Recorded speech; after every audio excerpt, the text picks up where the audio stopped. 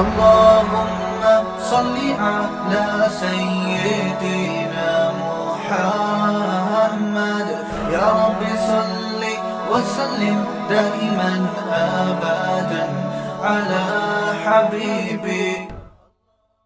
اللہ تعالیٰ نے انسان کو جو زندگی دی ہے اس زندگی کے دو پہلو ہیں اور دونوں پہلو میں اس کو اصلاح کی ضرورت ہے. جیسے ایک مادی زندگی ہے اور ایک اس کی روحانی زندگی ہے. ویڈیو نہیں بنائے لکھا ہوا ہے نا. تو مادی زندگی میں بھی اگر وہ ہدایت حاصل نہیں کرتا، اس پر تو بہت دفعہ بیان ہو چکا ہے، میں اس سے آگے کی چیز آج بیان کروں گا کہ مادی زندگی میں بھی اس کو ہدایت کی ضرورت ہے اور روحانی زندگی میں بھی اس کو ہدایت کی، گائیڈنس کی ضرورت ہے. پھر جب اس کو گائیڈنس مل جائے، صحیح راستہ مل جائے، چاہے اس کا مادی زندگی سے تعلق ہو یا روحانی زندگی سے تعلق ہو، تو صرف ہدایت مل جانا کافی نہیں ہوتا، بلکہ ہدایت پر چلنے کے لیے اس کو اپنے نفس کے خلاف، اپنی خواہشات کے خلاف قربانی کی ضرورت ہوتی ہے. آج دونوں طرف سے گمراہیاں ہیں، ہدایت بھی نہیں مل رہی ہے تو غلط مل رہی ہے، اور جن کو صحیح مل رہی ہے وہ اس پہ چلنے کی کوشش نہیں کر رہے. صرف ان کے علم میں ہے کہ صحیح کیا ہے اور غلط کیا ہے. چلنے کے لیے ہمت چاہیے، حوصلہ چاہیے، تو وہ ٹھس ہو جاتے ہیں وہاں کے، نہ ہمت نہ حوصلہ. دین اور مذہب میں یہ پالیسی بنائی ہوئی ہے کہ میٹھا میٹھا ہپ ہپ اور کڑوا کڑوا تھو تھو. یہ مثال آپ نے اردو میں سنی ہوگی نا، کہ جو دین آپ کی خواہش کی تکمیل کا ذریعہ بنے بس اتنا تو دین صحیح ہے. جو دین آپ کے اگینسٹ جا رہا ہے وہ، اس کی عام مثال یہ ہے کہ میں نے بڑے بڑے مذہبی گھرانوں میں یہ چیز دیکھی ہے کہ صبح و شام شریعت شریعت شریعت، لیکن جب بہنوں کی وراثت کا مسئلہ آتا ہے تو پھر ڈیلے کرتے ہیں اس کو. آپس کے جھگڑے جب ہوتے ہیں تو پھر اللہ اس کے رسول کو حکم نہیں بناتے، اسلام سے فیصلہ نہیں کرواتے. صبح و شام مولانا لوگوں سے جن چڑیل بھوت بھگواتے ہیں، جنازے بھی انہی سے پڑھواتے ہیں، پھونکے بھی انہی سے لگواتے ہیں، لیکن اپنے فیصلوں میں یہ نہیں کہتے کہ جی مولوی صاحب جو فیصلہ کریں گے وہ ہم مانیں گے.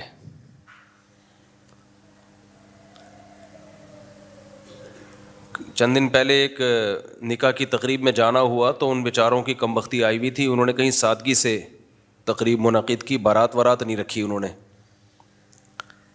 کہا ولیمہ ہوگا جی دھوم دھام سے، بارات نہیں ہوگی. تو ایک طوفان کھڑا ہو گیا، ایک طوفان بدتمیزی رشتہ داروں کی طرف سے کہ یہ میت، یہ شادی ہے یا جنازہ ہے. تو اسپیشلی مجھے بلایا انہوں نے کہ کچھ بات کر لیں ان کے سامنے. میں نے بات کی، میں نے کہا بھائی ولیمے سے پتہ چل جائے گا کہ یہ شادی ہے، جنازہ نہیں ہے. بارات سے نہیں پتہ چلتا، بارات تو غیر شرعی چیز ہے. میت پہ رسومات دیکھ لیں آپ، اچھے اچھے دینداروں کو ہم نے دیکھا ہے، صبح شام تقریریں بھی ہوں گی. اپنے بارے میں ڈر لگتا ہے کہ ایسا نہ ہو کہ ہم بھی عملی زندگی میں ناکام نکلیں. ہم بھی بڑی بڑی باتیں کر رہے ہیں، ممبر پہ بات کرنا آسان ہے، جب عمل پہ آتا ہے تو پتہ چلتا ہے بھائی. تو میں عرض کر رہا تھا کہ ہم اپنی خواہشات پہ چلتے ہیں.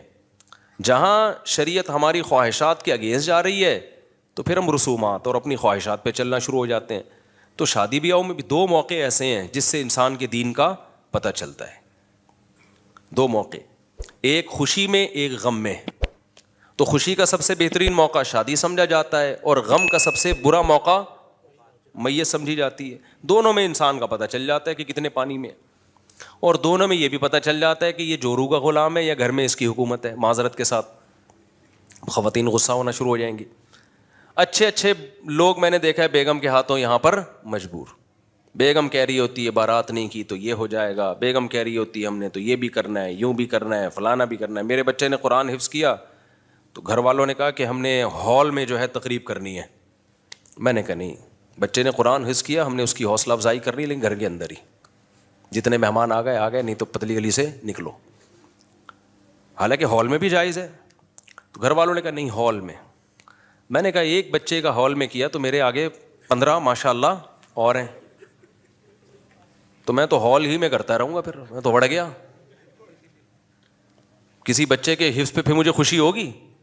بولو کیا خیال ہے بھائی؟ تو بڑے آپس میں مذاکرات ہوئے. نہیں جی, میں نے کہا نہیں, دیٹس آل, یہ نہیں ہو سکتا. اب گھر والوں کے پاس تو دلائل بہت ہوتے ہیں نا, اس میں کیا ناجائز کیا ہے بھائی. ایک دیکھو, جب آپ سربراہ ہو نا گھر کے, تو اب اگر آپ دلائل میں الجھنا شروع کر دیا نا آپ نے, تو پھر سربراہ نہیں ہو آپ. اب مثال کے طور پر آپ کو پولیس والے نے روکا, لائسنس دکھاؤ, آپ نے کہا لائسنس تو نہیں ہے, اس نے کہا چالان کاٹو, آپ نے کہا کیوں؟ پولیس والا اب آپ کو سمجھا رہے, دیکھیے ایکچولی ہوتا ہی ہے کہ گورنمنٹ نے ایک سسٹم بنایا ہوا ہے. وہ سسٹم یہ کہتا ہے کہ جس کو گاڑی چلانا آتی ہے نا اس کو گورنمنٹ پرمیشن دے گی. آپ نے کہا وہ تو رشوتیں لے کے بھی لوگ لائسنس نہیں بنا رہے. پولیس والے کہا ہاں رشوتیں لے کے تو بنا رہے ہیں, لیکن دیکھو بغیر رشوت کے بھی تو بناتے ہیں نا. تو اس طرح آپ کا اگر مذاکرات شروع ہو گئے تو پولیس والا وردی اتار کے آپ کو پہنا دے گا.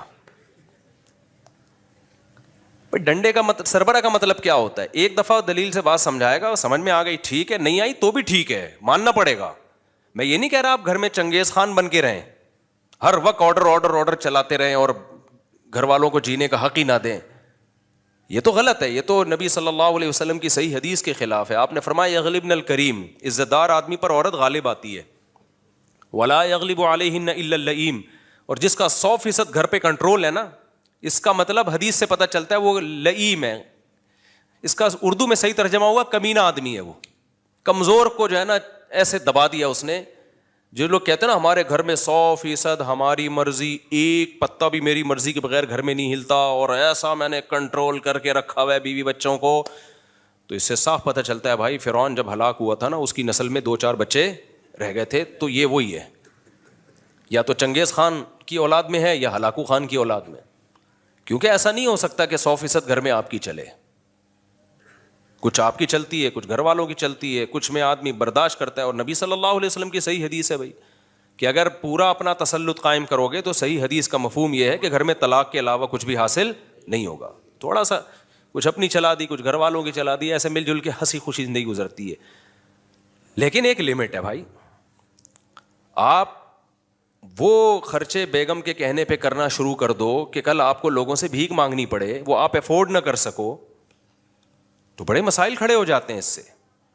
آپ نے اپنی لمٹ بھائی یہ نہیں. دوسرا, آپ جب مقتدا اور رہبر ہو, آپ وہ کام کرو گے جو غلط ہے, تو لوگ کہیں گے لو بھائی جب اپنا نمبر آیا تو سب ٹھیک ہو گیا, اور جب دوسروں کی باری آتی ہے تو ممبر پہ بیٹھ کے تقریریں چلتی ہیں. تو چونکہ اس کام کی نسبت تو میری طرف ہوتی نا, میری طرف نسبت ہوتی. جائز ہے ہال میں بھی بچے کی تقریب کی جا سکتی ہے, لیکن میں نے بتایا نا کہ ایک ہوتا تو میں کر لیتا. اب اس پہ لوگ کہیں گے اسی لیے ہم کہتے ہیں زیادہ نہیں ہونے چاہیے. تو اولاد کے ہونے کی جو نعمت ہے نا, اس کی وجہ سے 2-4 تقریبات اگر آپ مس کر دو تو یہ کوئی اتنی بڑی بات نہیں ہے. یہ دنیا میں اس سے بڑا کون بے وقوف ہوگا جو اولاد جیسے گفٹ کو اس لیے روکے کہ میں ہال میں تقریب نہیں کر سکتا. ہے تو پاگل پنے کی علامت. اب دیکھو ہمارے بچے جب جوان ہوں گے تو میری بہوؤں کی تعداد بھی کتنی ہوگی ماشاء اللہ, ہول سیل کے حساب سے بہویں ہوں گی, ایک نہ ایک تو کام کی نکلے گی نا خدمت والی. داماد ہول سیل کے حساب سے ہوں گے, ایک نہ ایک تو انسان کا بچہ نکلے گا خدمت والا. کیا خیال ہے؟ تو خوشیاں چھین لی ہیں آپ سے ان لبرل لوگوں نے, سیکولر لوگوں نے. توکل بھی چھین لیا, اللہ پہ اعتماد بھی چھین لیا. کیسے کیسے واقعات سامنے آتے ہیں نا. میں دل چاہتا ہوں ان کو کیمروں کے سامنے لاؤں میں ان لوگوں کو, اور ان کو کہوں کہ اپنا انٹرویو کیمرے میں ریکارڈ کرواؤ کہ ہم نے نسل روکی تھی اور آج ہم بھگت رہے ہیں. میرا دل چاہتا ہے جاپانیوں کو سامنے لے کر آؤں, ان کے بڈھوں کو جن کو ترقی کا جھانسا دے کے نسل رکوائی گئی اور وہ آج رو رہے ہیں کاش ہماری نسلیں بڑھتی اور ہم اتنی ترقی کر کے بھی ڈپریشن میں نہ جاتے. تو ہم اللہ کا شکر ہے, اللہ رسول نے ہمیں صحیح گائیڈ کیا ہے بالکل, ہمیں اب کسی اور گائیڈنس کی بالکل بھی ضرورت نہیں ہے. تو خیر, تو میں یہ عرض کر رہا تھا کہ 2 موقع ہیں جس پہ انسان کا پتہ چلتا ہے خوش ہے یا غم زدہ ہے. ایک موقع کون سا ہے بھائی؟ خوشی کا موقع. ایک غم کا موقع. خوشی میں اکثر شادی کی مثالیں دی جاتی ہیں, آپے سے باہر ہو جاتے ہیں لوگ. اللہ میاں نے دیکھو انسان کی کیا مثال دی ہے, ان الانسان خلق ہلوعا, اذا مسہ الشر جزوعا واذا مسہ الخیر منوعا. اللہ نے فرمایا انسان بڑا جلد باز ہے, اعتدال میں نہیں رہتا, ہر موقع پہ آپے سے باہر. میں حرم میں تھا, میں پچھلے سال عمرے پہ گیا نا, تو شیخ معیقلی کی تلاوت بڑی خوبصورت تلاوت کرتے ہیں وہ امام حرم میں, بڑا پیارا قرآن پڑھتے ہیں. تو اللہ کی قدرت کہ میں جب پہنچا نا تو عشاء کی نماز کا وقت تھا, میں حرام میں تھا تو ڈائریکٹ نماز کھڑی تھی, طواف کا بھی موقع نہیں ملا. اب حرم کا منظر ہو اور ابھی ابھی آپ پہنچے ہو, تو امام حرم عشاء میں یہی آیت تلاوت کر رہے تھے, اور کمال کی بات ہے اس جگہ کھڑے ہو کر تلاوت کر رہے ہیں جہاں یہ نازل ہوئی ہے آیت, مکی آیت ہے اور وہیں نازل ہوئی ہے مکہ میں. وہ تلاوت کر رہے تھے اس وقت جو میری کیفیت تھی وہ میں ہی جانتا ہوں. ان الانسان خلق ہلوعا, کیسا پیارا کلام ہے. اللہ کہتے ہیں ہم نے انسان کو جو بنایا ہے نا یہ بڑا جلد باز ہے, یہ کہیں بھی اعتدال پہ قائم نہیں رہتا. اذا مسہ الشر جزوعا, جب اسے مصیبت پہنچتی ہے بے صبری میں چیخ و پکار شروع کر دیتا ہے, ہائے ہائے, جیسے کوئی خدا ہے ہی نہیں جو اس سے مصیبت کو دور کر سکتا ہے. جیسے یہ مصیبت آزمائش نہیں ہے بلکہ عذاب بن کے آئی ہے. جیسے پہلی دفعہ اسی کو مصیبت ملی ہے, اس سے پہلے تو آج تک کسی پر کوئی مصیبت آئی نہیں. یہ پڑھی لکھی قوموں میں ہمیں دیکھنے کو مل رہا ہے, فوراً ڈپریشن میں جاتے ہیں. اذا مسہ الشر جزوعا, فرمایا جب کوئی مصیبت پہنچتی ہے آپے سے باہر ہو جاتا ہے. میتوں میں دیکھو نا ایسے ایسے اچھل اچھل کے ہا ہو کر رہے ہوتے ہیں. وَإِذَا مَسَّهُ الْخَيْرُ مَنُوعًا, فرمایا جب خوشی پہنچتی ہے کنجوس بن جاتا ہے, اپنی خوشیوں میں دوسروں کو شریک نہیں کرنا. پیسہ آ گیا نا, اس فکر میں لگتا ہے کسی کو پتہ نہ چلے, ایسا نہ ہو مجھ سے چندہ مانگ لے, ایسا نہ ہو کوئی بیوہ آ جائے بہن کہ سنا ہے آج تمہاری تنخواہ ڈبل ہو گئی ہے تو میرے بچے کیا ہیں, بھوکے ہیں.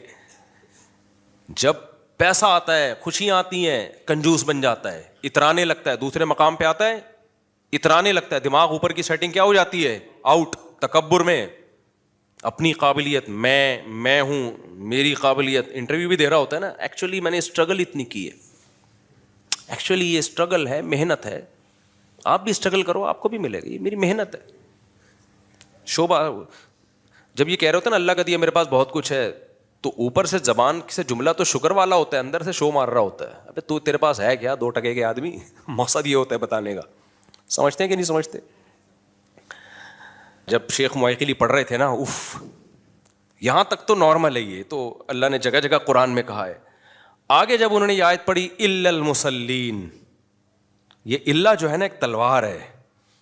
اللہ کہتے ہیں سارے انسان ایسے نہیں ہوتے, اللہ, ہاں کچھ لوگ ایسے ہیں جو نہ خوشی میں دیوانے ہو جاتے ہیں, اترانے لگتے ہیں, اور نہ غم میں غم کو اپنے اوپر مسلط کرتے ہیں. یہ وہ کون لوگ ہیں؟ الا المصلین, جو اللہ کو یاد رکھتے ہیں. اور یاد رکھنے کی سب سے بڑی علامت کیا ہے؟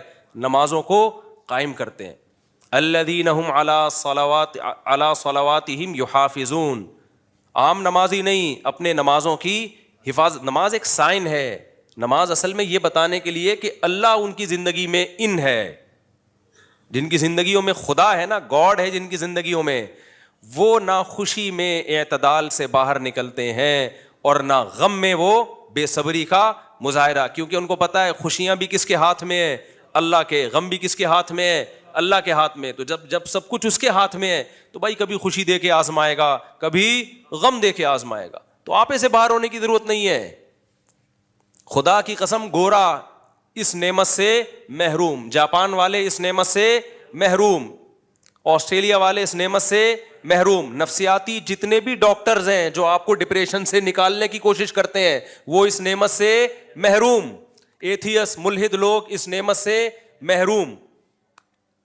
اس نعمت کا تعلق آپ کے ایجوکیٹڈ ہونے یا نہ ہونے سے, پڑھے لکھے ہونے یا نہ ہونے سے نہیں ہے.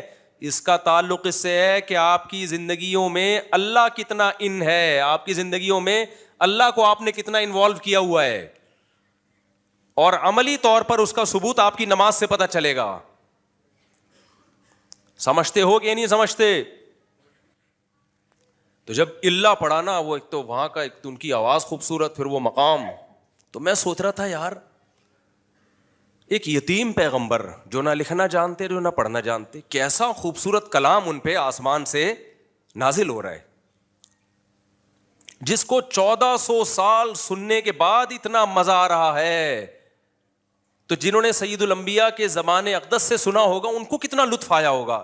تبھی تو یہ مشرکین کہتے تھے یہ جادو ہے، جادو، ان ھذا الا سحر مبین، یہ کھلا ہوا جادو ہے، اسے سن کے انسان اس کی طرف مائل ہوتا چلا جاتا ہے، بھائی یہ جادو ہے۔ قرآن کیا کہتا ہے؟ جادو کے منتر ایسے ہوتے ہیں؟ کبھی کسی جادوگر کو آپ نے منتر پڑھتے ہوئے دیکھا؟ اس کو خود سمجھ میں نہیں آ رہا ہوتا کیا پڑھ رہا ہوں میں۔ ایک صاحب نے کہا میرے پاس سانپ کا منتر ہے، میں یوں پڑھتا ہوں سانپ کنٹرول، میں نے کہا ذرا پڑھ کے سنانا، تو پتہ نہیں اٹرم پٹرم جٹن دو ایکم دو دو دنی چار کیا پڑھ رہے تھے۔ میں نے کہا یار یہ سانپ کی بھی سمجھ میں نہیں آ رہا ہوگا، یہ وہ پٹانگ پھینکتے جاؤ تو لوگ بے وقوف بن جاتے ہیں۔ تو الا المصلین الذین هم علی صلاتہم یحافظون دائمون، الذین هم علی صلاتہم دائمون، عام مصلی نہیں، ٹرخانے والے نمازی مارکیٹ میں بہت ہیں، اللہ کہتے ہیں وہ نمازی جو اپنی نمازوں پر قائم دائم رہتے ہیں۔ الذین هم علی صلاتہم دائمون والذین هم لفروجہم حافظون، فرمائے وہ لوگ جو اپنی شرمگاہوں کی حفاظت کرتے ہیں، یعنی اللہ ان کی زندگی میں پریکٹیکلی ان ہے، صرف زبانی خالی پیلی کے دعوے نہیں ہیں۔ تو جس کی زندگی میں اللہ حقیقت میں ہوتا ہے وہ بے حیائی کے کاموں سے بچتا ہے، کیونکہ بے حیائی کو چھوڑ دینا بڑی قربانی ہے، یہ اللہ کی محبت کے بغیر ممکن نہیں ہے۔ الا علی ازواجہم او ما ملکت ایمانہم، فرمایا ہاں وہ اپنی خواہش حلال طریقے سے پوری کرتے ہیں، نکاح کرتے ہیں۔ فرمایا فمن ابتغى وراء ذلك فاولئک هم العادون، جو اس بیوی کے علاوہ کوئی اور راستہ تلاش کرے گا یہ لوگ اللہ کی حدود کو کراس کرنے والے ہیں، اور جو نکاح کریں گے چاہے ایک کریں چاہے چار کریں فانہم غیر ملومین۔ سبحان اللہ کی آواز آئی پوری تقریر میں، کہیں سے سبحان اللہ کی آواز نہیں آئی مجھے، اوپر سے آواز آئی نا سبحان اللہ کی، پوری تقریر میں نے ہلوعا والی آیت پڑھی، الا المصلین پڑھی، کہیں سے سبحان اللہ آیا؟ جہاں چار شادی کی بات ہوئی وہاں سے آواز آئی ہے سبحان اللہ۔ اس کا مطلب تپے ہوئے سب ہیں، تپے ہوئے سب ہیں۔ تو اللہ تعالیٰ فرماتے ہیں فإنہم غیر ملومین، جو نکاح کرے گا بھلے ایک کرے چار کرے اور اپنی خواہش اپنی زوجہ کے ساتھ اپنا تعلق رکھے گا، اللہ فرماتے ہیں فإنہم غیر ملومین، یہ لوگ قابل ملامت نہیں ہیں، لہذا اللہ سے آگے نکلنے کی کوشش مت کرو، زیادہ فنٹر بننے کی کوشش مت کرو کہ اس کمبخت نے دوسری کر لی تیسری کر لی، رکی نہیں رہا کمبخت، بریکیں فیل ہو گئی ہیں۔ بھائی اللہ میاں جس اللہ نے بنایا اس اللہ نے پرمیشن دی، جاؤ ایسی کی تیسی۔ تو اللہ کہتے ہیں یہ وہ لوگ ہیں کہ یہ نہ مصیبت میں حد سے تجاوز کرتے ہیں۔ اصل میں ان مثالوں سے نا جزیات سے کلیات سمجھانا مقصد ہے۔ اب آپ کہہ سکتے ہو جو نکاح کرتے ہیں اس کا صبر سے کیا تعلق ہے؟ بھائی تعلق یہ ہے کہ وہ نکاح اللہ کا حکم سمجھ کے کر رہے ہیں، نماز اللہ کا حکم سمجھ کے پڑھ رہے ہیں، اس کا مطلب ان کے سوسائٹی میں ان کی زندگی میں اللہ ہے، جس کی زندگی میں اللہ ہوتا ہے پھر وہ اعتدال سے زندگی گزارتا ہے، نہ پیسہ آنے کے بعد غریبوں کو گالیاں دینا شروع کرتا ہے، دماغ بھی نہیں خراب ہوتا اس کا، اور نہ غربت میں وہ ڈپریشن میں جاتا ہے، نہ خودکشی کی طرف جاتا ہے۔ وہ کہتا ہے یہ کس کی طرف سے ہے؟ اللہ کی طرف، صبر کرتا ہے وہ۔ آج مصیبت میں ذرا سی بات پہ خودکشیوں کی طرف جا رہے ہیں لوگ، ذرا آتے رہتے ہیں میرے پاس لوگ۔ ایک نوجوان میرے ساتھ سیلفی لے کر گیا، چند دن کے بعد پتا چلا جی بے روزگاری میں خودکشی کر لی ہے۔ ایک اور نوجوان آیا چند دن پہلے ادھر ہی مسجد میں کہ میرا 5-6 کروڑ روپے کا نقصان ہو گیا، سارا بزنس تباہ ہو گیا، کرپٹو کرنسی کی رٹ لگا کے رکھی ہوئی تھی نا لوگوں نے۔ لوگ نا ہمیں گن پوائنٹ پہ کہتے ہیں فتوا دو، کرپٹو کرنسی پہ میرے اوپر ایسا دباؤ تھا کہ اس کو فتوا دو کہ یہ کرو، حلال ہے، طیب ہے، پاکیزہ ہے۔ ہم نے خود بھی ٹوٹی پھوٹی تحقیق کی، بڑے علماء سے بھی رابطہ کیا، انہوں نے کہا بھائی یہ بھی کنفیوژن ہے اس میں، اس میں کیا ہے؟ کنفیوژن ہے. ہم اس کو حرام نہیں کہہ رہے کیونکہ ابھی دلائل کیا ہے اس کے؟ مشتبہ دلائل ہیں. حلال بھی نہیں کہہ رہے ہم. جس نے کرنا ہے اپنی ذمہ داری پہ کرے, ہمارے کندھے پہ رکھ کے بندوق نہ چلائے. بہت لوگوں نے تانے دیے مجھے بھی کہ اصل میں یہ نا خود جب آئے گا نا ان کا بزنس خود کریں گے تو پھر حلال ہوگا, ابھی حلال نہیں ہے. تو اصل میں یوں ہے, اصل میں بہت کچھ کام ہے. نہ ہم نے خود کیا اور ہم نے لوگوں سے بھی کہا بھائی ہمارے کندھے پہ رکھ کے بندوق نہیں چلاؤ. آج اس کرپٹو کرنسی کا حسرت تو دیکھو. 2 ڈپریشن کے مریضوں سے تو میں مل چکا ہوں. ایک تو خودکشی کرنے جا رہا تھا, اللہ نے بچا لیا. دوسرا تو وہ تو میڈیسن پہ لگ گیا ہے تب بچ گیا. کسی ڈاکٹر کے پاس گیا, ڈاکٹر کیونکہ 3-3, 4-4, 5-5, 10-10 کروڑ روپے لوگوں کے ڈوبے ہیں. ہر آدمی چاہتا ہے بیٹھے بیٹھے میں کیا بن جاؤں؟ امیر بن جاؤں. یہ بھی بے اعتدالی ہے. تمیز سے امیر بنو, بن گئے ٹھیک ہے, نہیں تو جتنا ہے اس پہ تو گزارا کرو گے نا. ہر آدمی چاہ رہا ہے 2 منٹ میں بیٹھے بیٹھے کیا بن جاؤں. ابے تمیز سے بزنس کرو, ٹماٹر خریدو بیچو, جس چیز کی ضرورت ہو. کچھ چیزیں ایسی ہیں جو ہمیشہ چلیں گی. ٹماٹر ہمیشہ کھایا جائے گا. انڈیا چاہے آپ کا ٹماٹر بند بھی کر دے پھر بھی آپ ٹماٹر کھاؤ گے, کیونکہ ٹماٹر کی کڑھائی کا جو مزہ ہے وہ وداؤٹ ٹماٹر نہیں ہے. لیکن چھلکا بیج نکال لیا کرو اگر مجھے کھلانا ہو تو. مجھے چھلکے بیج سے الرجی ہے, کیونکہ اب وہ سن کے نا لوگ میرے لیے خوب ٹماٹر لا کے رکھیں. تو ٹماٹر کا چھلکا بیج سے مجھے الرجی ہے, ہر ایک کو نہیں ہوتی لیکن مجھے ہے. تو گوشت ہے, ہر دور میں انسان کھا رہا ہے. پراپرٹی ہے, ہر دور میں. آج پراپرٹی گری ہے, کل دوبارہ, کیونکہ رہنا تو ہے نا, بچے تو پیدا ہو رہے ہیں تو جگہ تو چاہیے نا انسان کو. کیا خیال ہے بھائی؟ آپ آبادی آج نہیں کل ڈبل ہوگی تو ان کو چاہیے ہوگا, پلاٹ چاہیے ہوگا. تو یہ تمیز والے بزنس ہیں, انسانوں والے بزنس, یہ کیا کرو. اور وہ جو آج کل ایک آ رہا ہے وہ کیا ہے, وہ چین کی ایک صورت بنتی ہے نا, 5 آدمیوں کو آپ نے پہنا دی وہ چیز, وہ آگے 5 کو پہنائے گا, اس کا بھی آپ کو کمیشن آئے گا. وہ بلاک چین کہتے ہیں اس کو. کیا کہتے ہیں؟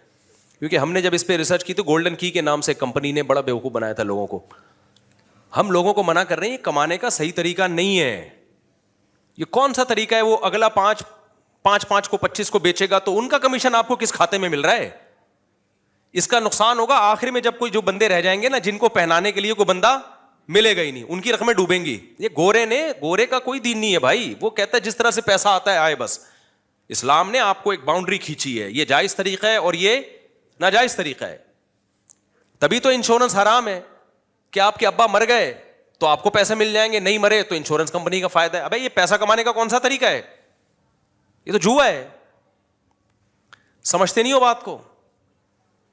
تو تبھی انشورنس کمپنیاں اگر یہ تعاون کر رہی ہوتی نا تو کبھی بھی آپ کے ٹی بی کے مریض کی بیمہ پالیسی, لائف انشورنس نہ ہوتی اس کی. وہ پہلے چیک کرتے ہیں بندے کے مرنے کے چانسز کتنے ہیں. اگر مرنے والا ہے بالکل بھی اس کے ساتھ تعاون, ان کو پتا ہے یہ بھی پالیسی لے کے فوراً اگلے دن مرے گا, ٹھیک ٹھاک پیسہ اس کو دینا پڑے گا. وہ بالکل باڈی بلڈر ہو, اس کے ڈولے شولے بنے ہوئے ہوں, فٹ فاٹ ہو بالکل, اس کو کہتے ہیں یہ آئے. جس کے بھی فی الحال وہ اس میں 150 اس طرح کے آ گئے تو انہوں نے کہا اگر ایک مر بھی گیا نا تو 99 کا پروفٹ تو ہمیں مل جائے گا. اب چونکہ اللہ کا قانون ہے, وہ اللہ تو پابندیاں لگاتے ہیں, انسان تو کہتا ہے جانے دو بھائی. اور یہ انشورنس کمپنیاں جو آپ کو کہتی ہیں نا کہ ہم آپ کو اتنا پروفٹ دیتے ہیں, دیکھیں آپ کی سیکیور ہو جاتے ہیں. بھائی آپ سیکیور نہیں ہوتے. یہ بالکل ایسے ہی ہے جیسے آپ یورپ میں آدھی تنخواہیں ٹیکس میں جاتی ہیں اور علاج آپ کا فری میں ہوتا ہے. نہیں آئی میرا خیال ہے بات. میں آسٹریلیا گیا تو انہوں نے کہا ہمارا سب کچھ فری ہے. میں تو خوشی سے بے ہوش ہوتے ہوتے رہ گیا. اتنے اچھے اسپتال, یہ بھی فری, علاج بھی فری, فلانا بھی فری, ڈمکانا بھی فری. تو میں نے پوچھا سر آپ کی تنخواہ؟ کہتے ہیں 10 لاکھ تنخواہ ہے, یا شاید 1 کروڑ, پاکستانی حساب سے 1 کروڑ تھی, بڑے اچھے. تو میں نے کہا آپ کا ٹیکس؟ کہتے ہیں 43 لاکھ میرا ٹیکس میں جاتا ہے. میں نے کہا ایک دفعہ جو آپ ٹیکس دے دیتے ہو نا, ہمارے پاکستان میں پوری زندگی کی اسکول کی فیسیں آپ کی ادا ہو گئیں. تو فری کہاں سے ہے؟ ہاں آرگنائز حکومتیں ہیں, ایک مینجمنٹ ہے, تو وہ ٹیکس دے کے ان پہ لگ جاتا ہے. وہ بھی پورا نہیں, پھر بھی نہیں لگتا, بہت زیادہ ٹیکس ہے. تو فری تو ہم لوگ ہیں بھائی. صحیح بتا دوں آپ کو, 50 روپے ٹیکس نہیں دے رہے. خیر, تو میں یہ عرض کر رہا تھا, کیا عرض کر رہا تھا, بار بار میں دائیں بائیں ہو رہا ہوں بھائی. یہ بڑا مشکل ہے یار, مجھے کنٹرول کرنا بہت مشکل کا. ہاں تو میں یہ عرض کر رہا تھا الا المصلین الذین هم علی صلاتهم دائمون والذین هم لفروجهم حافظون والذین هم لاماناتهم وعهدهم راعون. اللہ کہتے ہیں میں جن کی زندگیوں میں ان ہوتا ہوں, جو اعتدال والی زندگی ہوتی ہے, نہ خوشیوں میں اترانا شروع کرتے ہیں, اوقات سے باہر آ گئے. جیسے غریب کے پاس نیا پیسہ آئے تو کہتے ہیں نا یہ اوقات سے, کہتے ہیں نا لگتا ہے یہ دولت نہیں ہے, بالکل ہی آپے سے باہر ہو جاتا ہے. تو اللہ کہتے ہیں کہ اسی طرح وہ لوگ جن کی زندگیوں میں اللہ ان ہے, تو یہ کیسے پتہ چلے گا؟ فرمایا لِأَمَانَاتِهِمْ وَعَهْدِهِمْ رَاعُونَ, وہ اپنی امانتوں اور معاہدوں کی پابندی کرتے ہیں. مسلمان کبھی بھی کسی کی امانت میں خیانت نہیں کرتا. اگر وہ کسی کا کرایہ دار ہے تو مالک مکان کو بیل دبا کے کھڑا نہیں ہونا پڑتا, وہ اس کا کرایہ جو اس کی امانت ہے اس کے اکاؤنٹ میں پہلی تاریخ کو یا بہت زیادہ 5ویں تاریخ کو بغیر کہے ڈال دیتا ہے. اگر وہ ڈال رہا ہے تو اس کا مطلب اس کی زندگی میں اللہ ہے. اگر وہ نہیں ڈال رہا اور ٹرخا رہا ہے تو اس کا مطلب اس کی زندگی میں اللہ نہیں ہے. تو آپ ہی کوئی ٹینشن آنے دو, پھر دیکھو کیسا پاگل ہوگا یہ. اسی طرح میرے بھائی جب کرایہ دار مکان, اپنے سارے قصے لے کے میں آپ کو سنا رہا ہوتا ہوں, اگر کوئی کرایہ دار مکان خالی کر دے تو مالک مکان اس کا ایڈوانس 6 مہینے سال روک کے نہیں رکھتا, بغیر کہے اس کو ٹائم پہ واپس کر دیتا ہے. اگر واپس کر رہا ہے اس کا مطلب یہ مالک مکان انسان کا بچہ ہے. اور اگر کرایہ دار فون کر کے اس کو یاد دلا رہا ہے, اگر وہ مالک مکان میرے بھائی بار بار آپ کرایہ دار اس کو یاد دلا بے اللہ کے بندے میرا ایڈوانس تو دے دے, اور وہ کہ کل دوں گا, پرسوں دوں گا, ترسوں دوں گا, اس کا مطلب یہ مالک مکان انسان کا بچہ نہیں ہے, اس کی زندگی میں اللہ نہیں ہے. اس کو کوئی خوشی یا غم آنے دو, پھر دیکھو اس کا ہوتا کیا ہے. پیسوں میں میرے بھائی آج کل نمازی بھائی بھی ہمارے ماشاءاللہ بڑے معاملات خراب چل رہے ہیں. تو وہ جو میں بتا رہا تھا نا 5-6 کروڑ کا نقصان کر کے آیا, خودکشی بیچارہ کرنے والا تھا, تو میں نے اس کو سمجھایا مت کر. کہہ رہے میں کیا کروں, میں شادی شدہ ہوں, اب میں نے کرپٹو کرنسی میں بڑھ گیا, میں پیسہ برباد ہو گیا میرا. تو میں نے کہا میرے بھائی آپ نے گناہ کیا, گناہ کا حل کیا ہے؟ 2 رکعت پڑھ کے اللہ سے توبہ کرو. تو اللہ سے رو کے معافی مانگو. رونا نہیں آتا, رونے جیسی صورت بنا لو. کتنا آسان کر دیا اللہ نے, کیونکہ رونا اپنے اختیار میں نہیں ہے. ہاں کچھ لوگ ہیں جن کے اختیار میں, جب چاہیں بٹن دبائیں رونا شروع کر دیں گے. ٹی وی پہ آتے ہیں نا, شب برات پہ رو رہے ہیں, اس کے بعد ہنس رہے ہیں. وہ پتہ نہیں وہ ان کو اللہ نے کیا صلاحیتیں دی ہیں. تو وہ ایکٹر لوگ ہوتے ہیں, مذہبی ایکٹر بھی بہت ہیں دنیا میں, سیاسی ایکٹر بھی بہت ہیں. بعض دفعہ جس نے مارا ہوتا ہے وہی رو رہا ہوتا ہے سب سے زیادہ جنازے میں. حقیقت یہاں ایکٹنگ بہت ہے, لیکن سچی مچی کا جو رونا ہے بھائی وہ اپنے کنٹرول میں نہیں ہوتا. تو اپنے کنٹرول میں تھوڑی ہوتا ہے جو سچی مچی کا رونا ہے.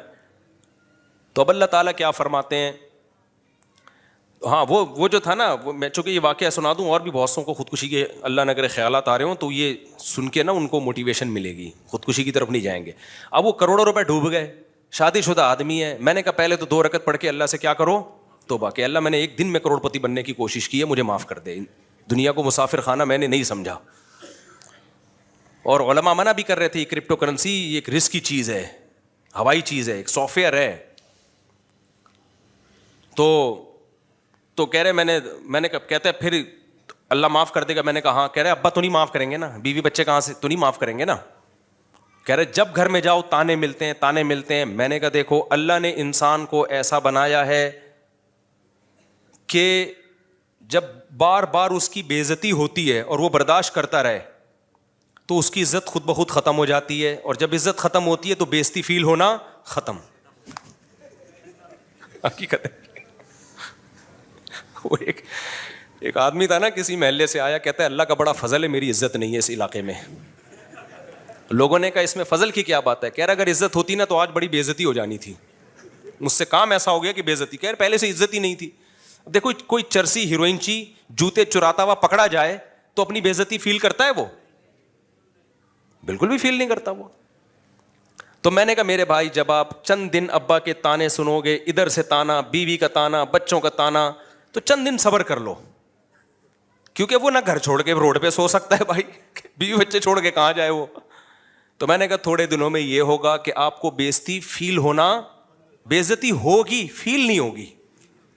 صحیح ہوگی مگر فیل اتنا خوش ہوا نا, صحیح بات, ایسا خوش ہوا مجھے لگا اس کے چہرے پہ باہر آ گئی.